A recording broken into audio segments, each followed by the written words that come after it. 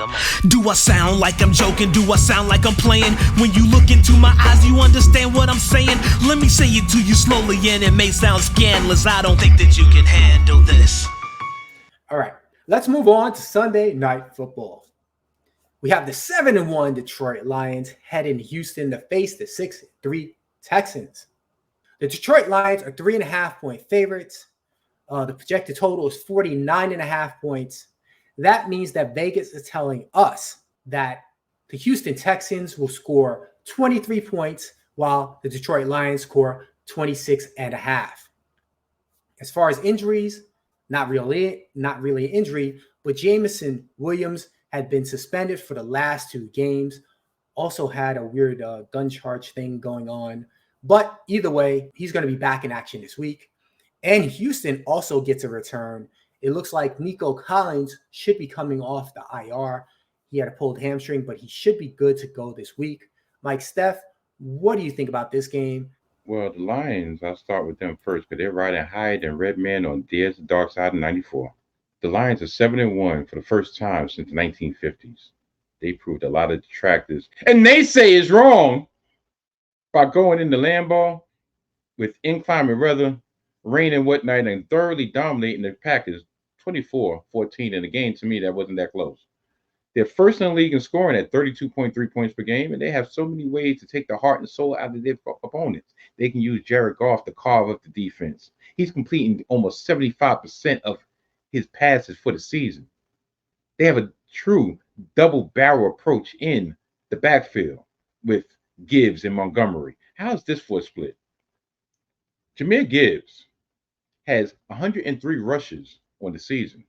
David Montgomery has 110 rushes for the season. When we talk about balance, yeah, that's just balance. Multifaceted is a great way to describe this offense. They put so much pressure on the opposing team's defense that it alleviates the pressure of their own defense. Now, for the Texans, it has to be asked, are they a fraudulent 6-3 team? I don't think so, but at the same time, the arrow has to be pointing down for the foreseeable future. I will concede that, yeah, I know, he just mentioned it, that Nico Collins will be back, and it should stabilize the team.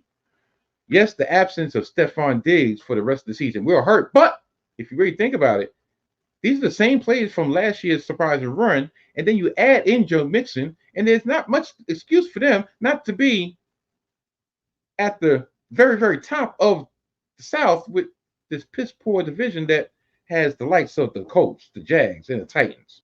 Their loss last week to the Jets should be a cause for concern, or it might just be a bad matchup for them. I mean, like, they did get dominated last year by these same Jets with Zach Wilson at the helm. I don't know. So with all that being said, this is a no-brainer for me. Detroit, yeah, I'm taking the points. Detroit, minus 3.5, and the over-under, I'll go over. Detroit averaged a little over 39.5 points over their last 5 games.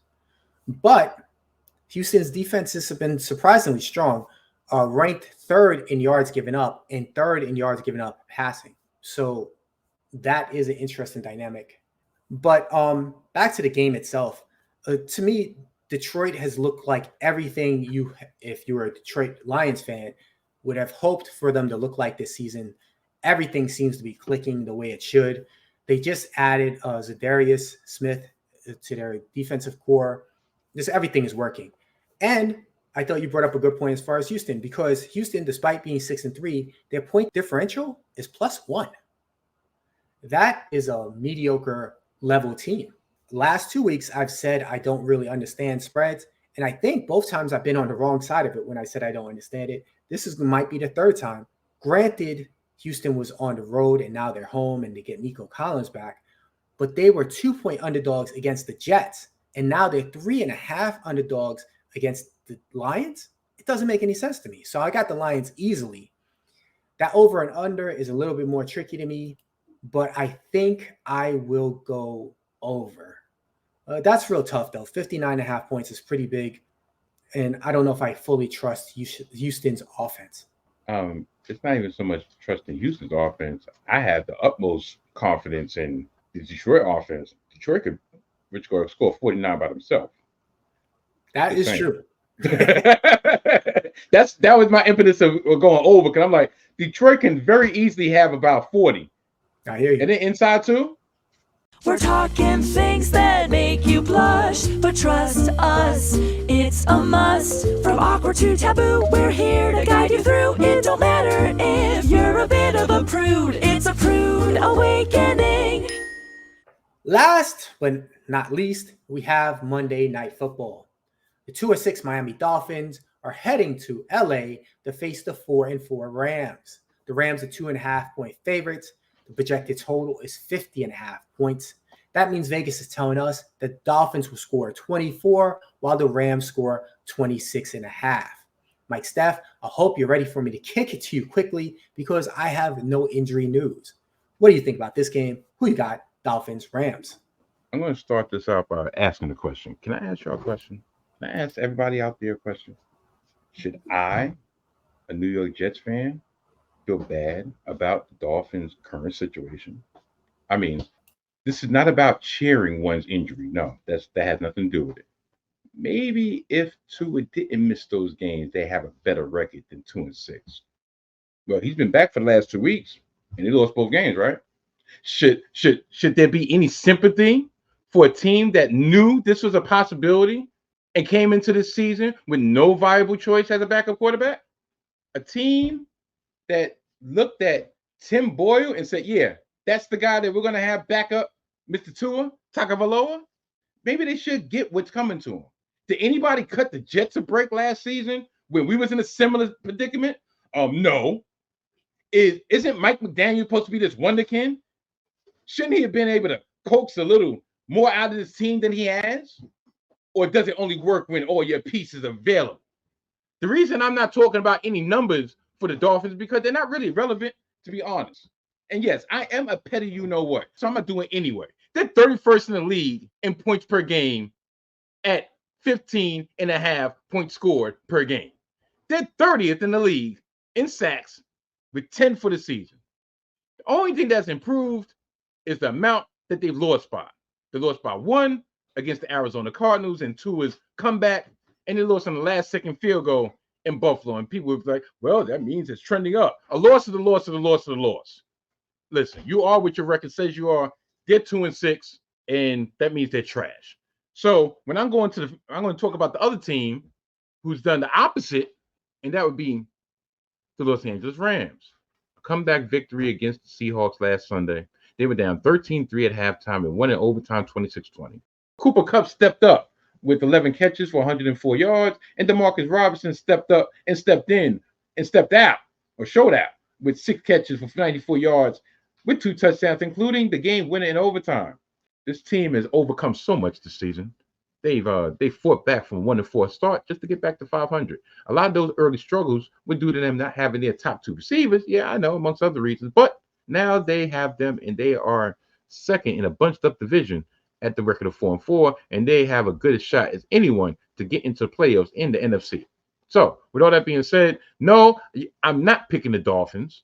So I would be picking the Rams minus 2.5, and that over under 50.5. I'm not gonna lie, I'll go over. I'll go over. You know, based on the fact of Matthew Stafford and not anything related to Mike McDaniel. All right. These teams look different now that they've gotten their players back. The Rams have won their last 3. Coincidentally, those 3 are with Puka Nacua and Cooper Kupp, and they're 3-1 at home. Meanwhile, Dolphins have lost 3 straight, but the last 2 have been with Tua back, and they've been very close losses. They lost to the Cardinals by 1. They lost to the Bills with the last-second field goal by 3 last week.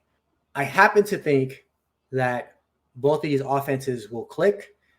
I was hoping that the total will be a little bit lower, but I still like the over. I think that this is going to be a shootout. And I also think that the Dolphins, although they've lost the last 3, are back to where they should be. I like the Dolphins to sneak out a victory in this game. I actually have them winning 27-25, although I know 25 is an impossible score to have, but I am still predicting it. And when it happens, you can send some of your profits to me. 27-25. So I guess you're going over, and you're going to, since you're going with Miami outright, Miami to cover. Yep. 27-25.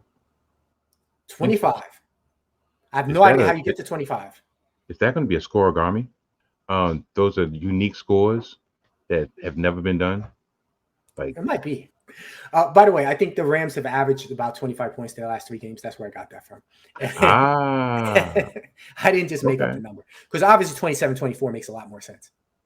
Before we get out of here, though, this weekend, you can call this the 19 Media Bowl, and that would be the matchup between the New York Jets, my beloved New York Jets, heading out to the land of the desert to go against the Arizona Cardinals. So I'm letting you know, Mo, it's going to get real hostile in the DMs. It's going to be real hostile in the group chat. It's going to be real saucy. I'm not going to be sassy but it's going to be saucy. And yeah, saucy, not sassy, saucy. Okay, well, my wife just kind of told me saucy is not appropriate either. So it's going to be real hostile in the DMs. Mr. McDowell has entitled it the McSteff Bowl. But yeah, so best believe next week, especially if we win, I am going to be talking mucho crap on this. Every segment I'm going to be talking about mucho crap. So I'm just letting you know. So if you see more activity in the group chat, you'll know why. All right, well, it's always good to see Jets games count for something, because they're not really count for a playoff activity. All right, Mike Steph, take us home. This had been a great edition of Hidden Gems Football. I mean, I love the fact that we're on screen together more often, and which everything just sinks together and everything. And then you want to take that little pot shot at me at the end of the episode. Like I said, I always call it the Derek Carr revenge. Yeah, I know. And that's the person you riding for? I don't know. You my bro and all, but I got to look at you a different way. You riding for Derek Carr. But that's neither here nor there. Hidden Gems Football has been a part of... I'd like to thank each and every one of y'all for the support. And please like, subscribe, tell a friend, and all that good jazz. So now I'm going to go into my spiel. Hidden Gems Football has been a part of the 19 Media Group. Goodbye. This is a 19 Media Group presentation. The 19, the MG, the group. The 19, the MG, the group. Because I meant to do that earlier, and I really forgot until you start talking about my Jet slander. See, Derek Carr. It worked. See, insulting the Jets works. No, it didn't. That's helpful. I think the outro just mirrored 19. Oh yeah, darn yeah. So yeah, it's beneficial. That's my spiel. Yeah, it's beneficial. I didn't do the points. Oh my God, what is this? That's 46. That's 23 a quarter. All right, let's see if I can do it on the fly.